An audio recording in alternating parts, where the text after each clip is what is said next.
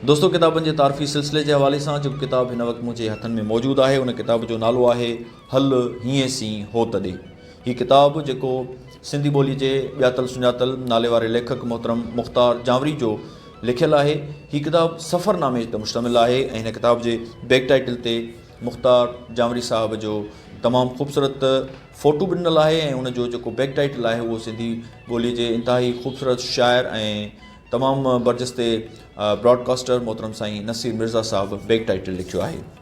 हीअ किताबु जेको ईरान, इराक़ ऐं शाम जे सफ़रनामे ते मुश्तमिल आहे ऐं हीअ किताबु साबिया पब्लिकेशन हैदराबाद पारां सन 2018 में छपजी पधिरो थियो आहे। इन किताब में लाड़काने खां कोयटा ऐं उनखां पोइ ऑनवर्ड जेको मुख़्तलिफ़ ईरान, इराक़ जे ज़ियारतुनि जो सफ़र आहे, उता ई ख़ूबसूरत पैराए में हिन में लिखियलु आहे ऐं हिन ख़ासि तौर ते जेको किताब जी ख़ुसूसियत आहे त हुन में अक़ीदत बि शामिलु आहे, मोहबत बि शामिलु आहे ऐं गॾोगॾु ईरान, इराक़ जे मुख़्तलिफ़ ऐं शाम जे मुख़्तलिफ़ ज़ियारतुनि जे हवाले सां बि तमामु घणा अहम तरीन लेख शामिलु आहिनि जेके असांजे ॼाण जे खाण में इज़ाफ़ो त कनि ई कनि था, पर यकीनन उन्हनि मागन मकाननि जूं हिन में जेके तस्वीरूं आहिनि उहे ॾिसी बि अंदाज़ो थिए थो असांखे उन्हनि मागन मकाननि जिन जो ज़िक्र थियलु आहे। हिन में 4 कलर तस्वीरूं शामिलु आहिनि ईरान, इराक़ ऐं शाम जे मुख़्तलिफ़ ज़ियारतुनि जूं। हीअ किताबु जेको 224 सफ़नि ते मुश्तमिल आहे, हल हीअं सी हो तॾहिं। मां खे हिन जे इंडेक्स मां कुझु उनवान ॿुधायां ताकी अव्हांखे अंदाज़ो थी सघे त हिन किताब में कहिड़ियुनि कहिड़ियुनि ज़ियारतुनि जो ज़िक्र थियलु आहे।